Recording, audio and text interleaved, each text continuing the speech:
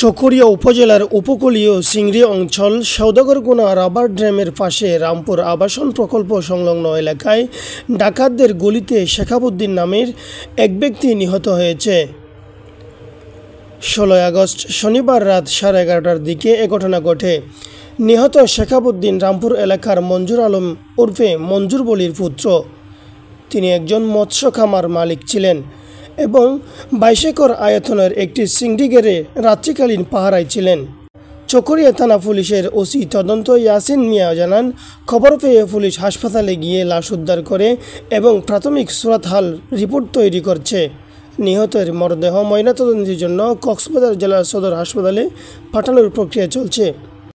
ঘটনাস্থলে পিতাকে হারিয়ে এতিম হয়ে যাওয়া কন্যা সাইফা জান্নাত, পুত্র তানভীর ইসলাম এবং বিধবা স্ত্রী সেনওয়ারা বেগম সহ আত্মীয় স্বজনদের আহাজারিতে এক হৃদয় বিদারক দৃশ্যের সৃষ্টি হয়। চারপাশে নেমে আসে শোকের ছায়া, বাতাস ভারী হয়ে ওঠে কান্নার রোল ও বেদনার করুণ সুরে।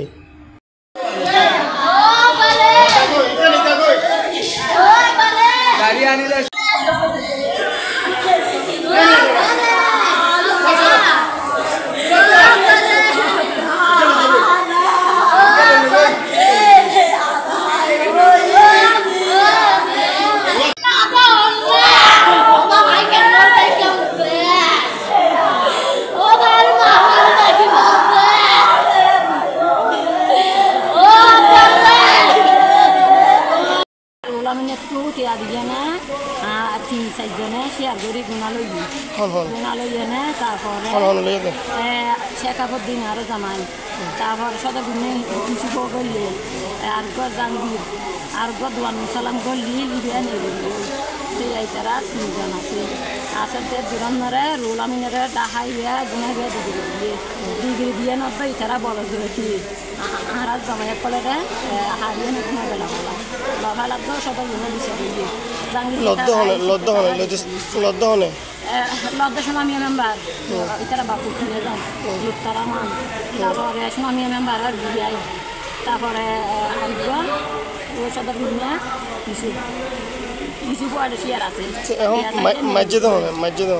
মাইজেদে সোনামিয়া মেম্বার আর বিআই মেম্বার, তারপরে জাহাঙ্গীর সুলিয়া, তারপরে সোনামিয়া মেম্বার আর ফুয়াত কিনে যান লুত্তারা মান আর মুকুট আহিলেও আছে গুণা দখল করে পেলা তো তারা হওয়াতে সে দিনের লাগলি গুণা হাই নেভারি দেখবো আর মারিয়ে না গুলি করি তো আর গুণা হাই এটা লাগবো মারবে গুণা হাই আর কেন আইন মতো বিচার আছে ওনারা জানাই।